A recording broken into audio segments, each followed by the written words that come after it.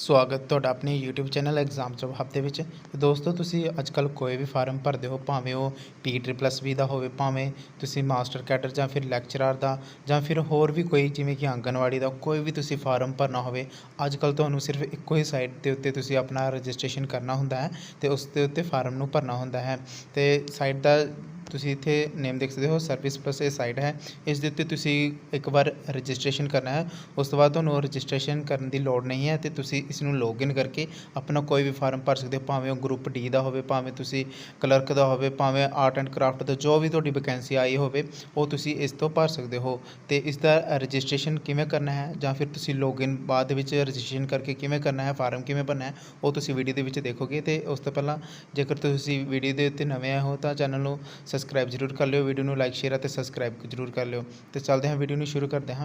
तो जेकर तुहाडा इत्थे पहला ही अकाउंट बनया होया है तो तुसीं इत्थे लॉगिन ID ते पासवर्ड डाल के तुसीं इत्थे कैप्चा भर के तुसीं लॉगिन कर लेना है तो अपना कोई भी फार्म भर सकते हो। जिवें कि अजकल चल रहा है ग्रुप डी का फार्म या फिर क्लर्क का या फिर क्राफ्ट इंस्ट्रक्टर का जो फार्म चल रहे हैं जो इस वेले प्रेजेंट दे विच ਉਹ ਤੁਸੀਂ फार्म इत्थे भर सकते हो। सिर्फ एक बार ही तुहानूं रजिस्ट्रेशन करन दी लोड़ हुंदी है। तो इत्थे तुसीं अगर रजिस्ट्रेशन नहीं कीता शुरू तो नवें सिरे तो फार्म भरना चाहते हो, पहली बारी फार्म भर रहे हो कोई भी भर्ती वास्ते तो इत्थे तुसी इस वीडियो नूं जरूर पूरा देखियो स्टैप बाय स्टैप। तो यह तुसी फार्म है अपने फोन पर भी भर सकते हो। सब तो पहला तुसी रजिस्ट्रेशन उत्ते क्लिक करना है, इत्थे रजिस्टर के उत्ते क्लिक करें, उस तो बाद नवा एक पेज ओपन होगा। इत्थे तुसी अपनी full detail email ID mobile number password तो इत्थे स्टेट सिलेक्ट कर लेनी है, फिर कैप्चा भर देना है। तो इत्थे तुसी पासवर्ड उही भरना है जो तुहानूं याद रहे तो ईमेल ID सब डिटेल तुसी सही भरनी है तां जो तुहानूं कल नूं तुसी लॉगिन करोगे तो तुसी सही तरीके नाल लॉगिन कर पाओगे। तो चलो भरते हैं डिटेल नूं।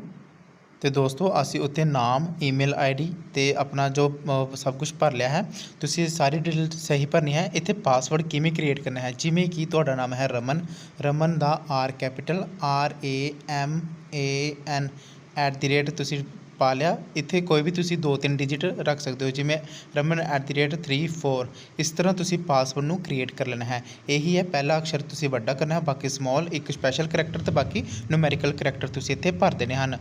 तो इस तरह तुहाडा पासवर्ड स्ट्रोंग क्रिएट हो जाएगा। उस तो बाद तुसी इत्थे स्टेट सिलेक्ट कर लेनी है तो इत्थे कैप्चा तुसी भर के इत्थे सबमिट दे उत्ते क्लिक कर देना है।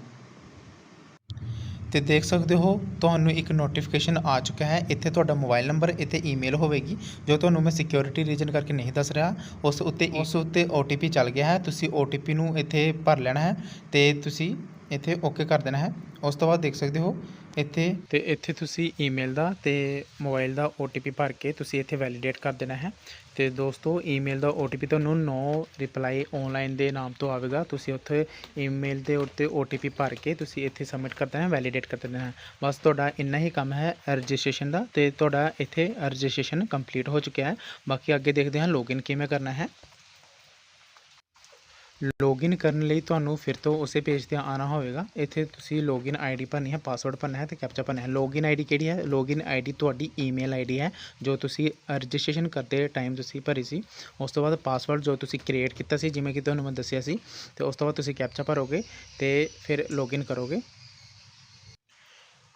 तो उत्ते मैं ईमेल ID अपनी जो कि लॉगिन ID है, पासवर्ड भर लिया है तो कैप्चा भर लिया है। उस तो बाद लॉगिन करते हाँ।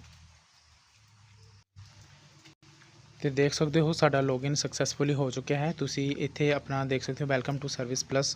तो इत्थे तुहानूं लैफ्ट साइड के उत्ते जो सर्विस दिखणगियां इत्थे तुसी देख सकते हो व्यू आल सर्विस के उत्ते, जहाँ उस तो पहला तुसी मैनेज प्रोफाइल के उत्ते देख के अपनी प्रोफाइल नूं चैक कर लेना है। एडिट कुछ भी करना है, चेंज पासवर्ड करना है वो तुसी कर सकते हो।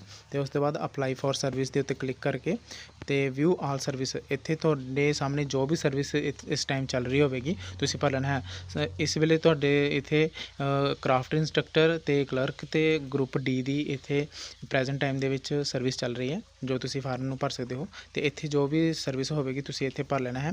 तो इत्थे जिवें कि देख सकते हो एप्लीकेशन नंबर 7/2026 तो इत्थे तुहाडा जो ग्रुप डी का फार्म है इत्थे असीं भरांगे।